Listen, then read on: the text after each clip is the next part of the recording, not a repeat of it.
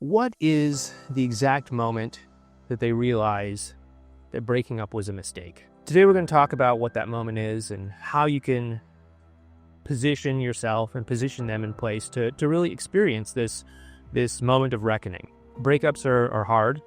You know that. You're going through one. Talk to a lot of people who have been going through really tough breakups. And I know that yours is probably really tough as well. I know that you, deep down in your heart, know that this breakup was a mistake. Maybe it was your mistake. Maybe it was their mistake. Maybe you both bear some responsibility for the mistake, but you just wish you could take it all back. For one reason or other, they don't see things that way yet. But what is it going to take for them to actually see things that way? Let's go ahead and get into that. The first thing is that you need to have emotional leverage. What does that mean? You need them to understand that you're not just any old random person that they can, pull out of the ether or pull off of Tinder and into their lives.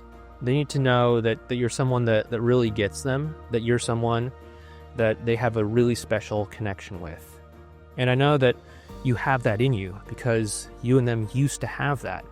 You and them used to have this really special, really magical, really unique kind of connection with one another. But somehow that got lost. Somehow that got eclipsed by being busy with work or priorities being out of whack or, not following through with what you said you would or, just people being busy with life. I get it. I've been busy with life before too. You have to show them that the reason that they fell in love with you is still there. You have to show them that it's still there underneath all of the problems that came up over the last stretch, over the last, however many years it's been. And you need to show them that there's something better there as well too. That's why, we really advocate for personal development, personal awareness and growth through all of this.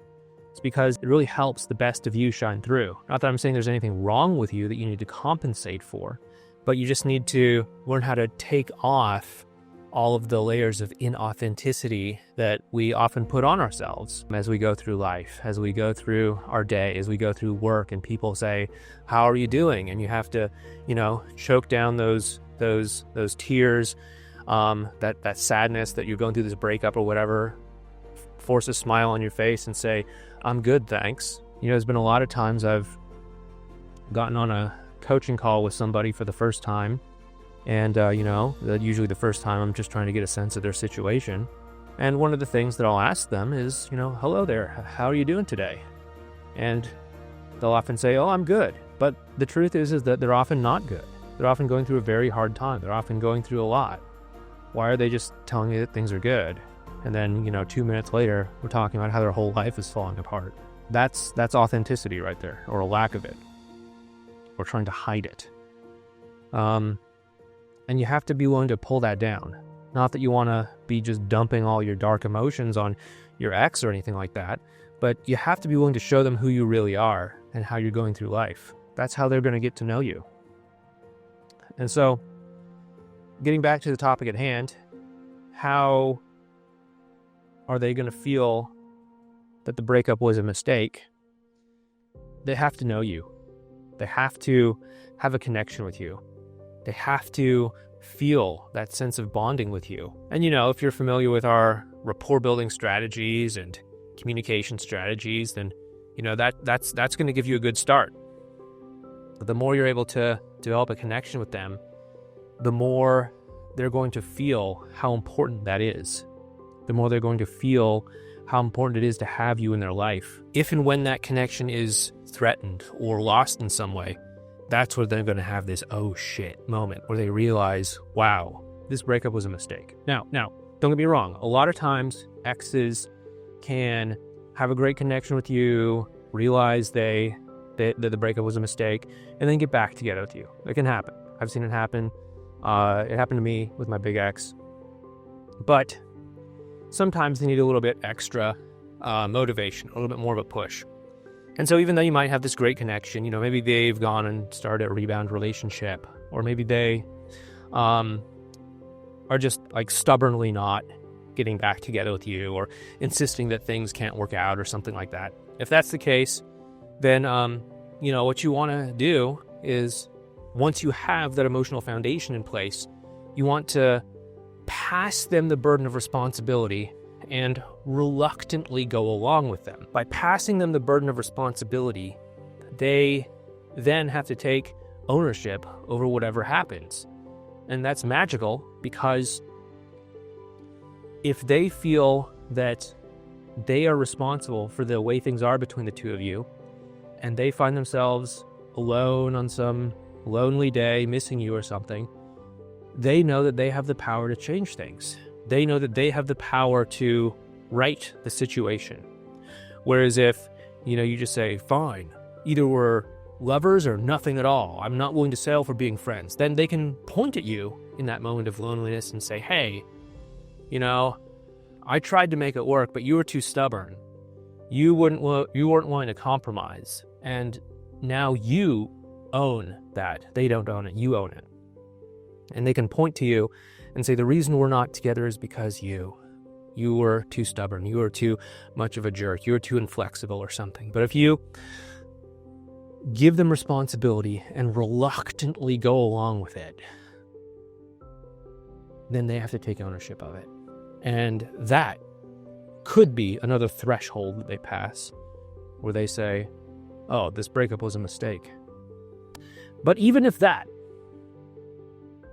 isn't enough for them, then another thing that you can do is you can lovingly let them know that even though you'd like to see what's possible between the two of you, that you can't wait forever, and that you're in a place in your life where you do want to have a committed relationship with someone, and you'd prefer it was with them. Again, this is all based off of the assumption that you have a good emotional connection to stand on and to leverage, that the two of you are in a good place emotionally, that, you're maybe at like the crisis point or something like that. Then you just let them know, hey, is it okay with you if I, start dating other people again?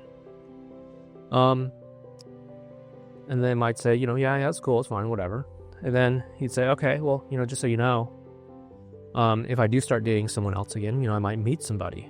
And, she might not like me hanging out with you, my ex, anymore. She might want us to stop this connection that we have. She might want us to stop talking to each other. Is that okay with you? They might say no, in which case talk it out. But if they say, yeah, that's fine, you want to, again, reluctantly go along with them and let them feel the consequence of their decision. And even though in that conversation, they might turn and say, yeah, go ahead date, that's fine. I'm willing to risk losing this connection.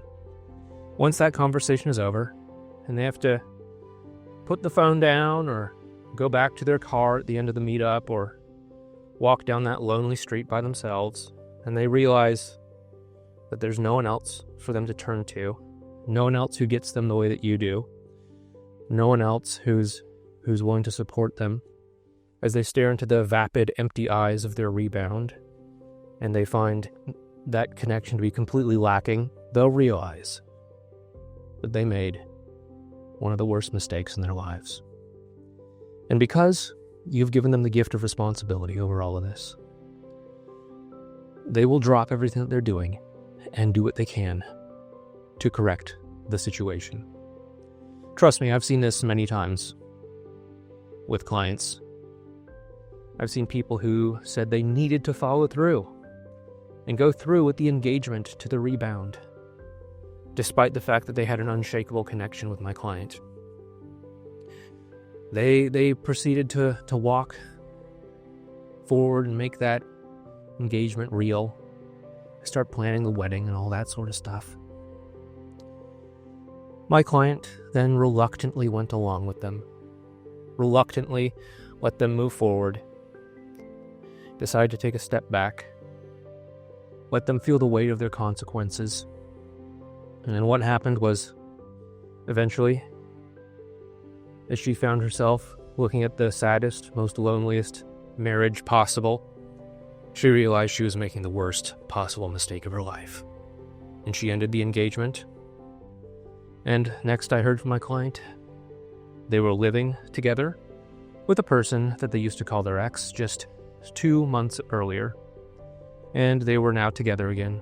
They had just rented an apartment together, and they were starting a new life together. But this can only happen if you have that emotional connection to stand on, if you have that emotional connection to leverage, and if you're willing to give them the gift of responsibility over things. So next up, if you want to, check out this video over here on the overall plan about how I'd recommend that you get your ex back without using no contact. Thanks so much. Take care. And I'll talk to you next time.